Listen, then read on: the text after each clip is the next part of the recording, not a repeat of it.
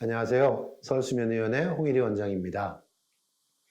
오늘은 코골이 무호흡증의 치료 방법 선택에 대해서 말씀드리겠습니다.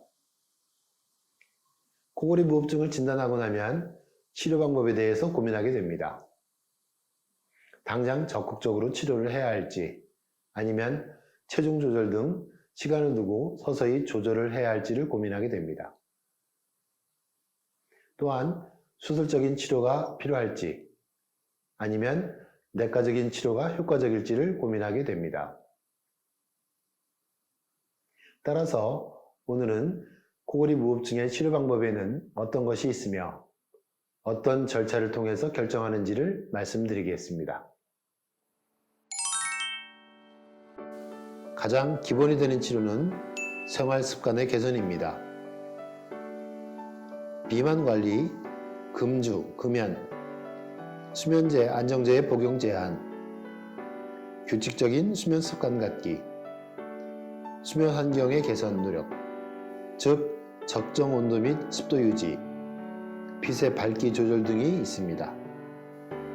수술적 치료에는 기도의 폐쇄 부위가 어디냐에 따라 여러 가지 수술 방법이 있는데, 비중격 교정술 및 코선반 위축술 등 코수술이 있고, 목조시나 편도수술 및 설근부 위축술 등이 있습니다.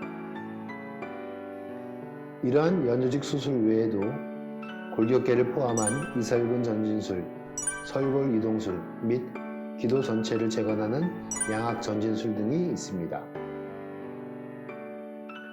내과적 치료에는 자세 치료, 운동요법을 포함한 비만 관리, 구강내 장치의 사용 및 양압기의 사용이 있습니다.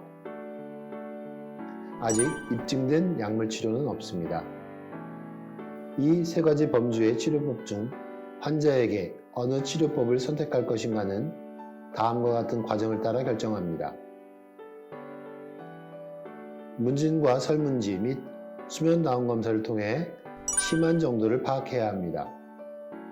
특히 시간당 무호흡 저호흡 횟수, 최저 산소 포화도, 깨어있는 횟수 및 심혈관계 합병증 유무 등을 파악한 후에 내시경 및 엑스레이 등 통해 코, 입천장, 혀 뒤에 해박적으로 좁아진 부위를 확인하고 흡기 시 기도의 탄력성 및 골격 구조를 파악한 후에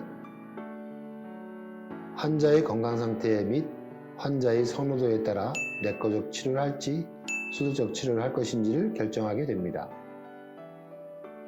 일반적으로 수술은 제한적으로 결정하게 됩니다.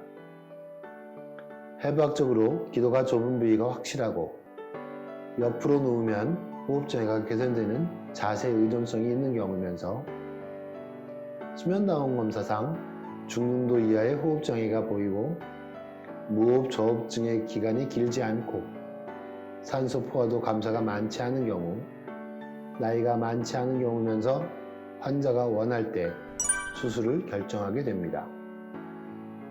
이 조건이면서 수술을 원치 않는 경우는 구강내 장치나 양압기를 사용할 수 있으며 수면다운 검사상 중등도 이상의 호흡장애에서는 양압기 사용을 우선적으로 결정합니다. 결론적으로 말씀드리면 치료 방법의 선택은 치료 목적을 이루기 위해 개개인에게 맞는 맞춤 치료를 선택해야 합니다. 당신의 꿀잠을 응원합니다. 감사합니다.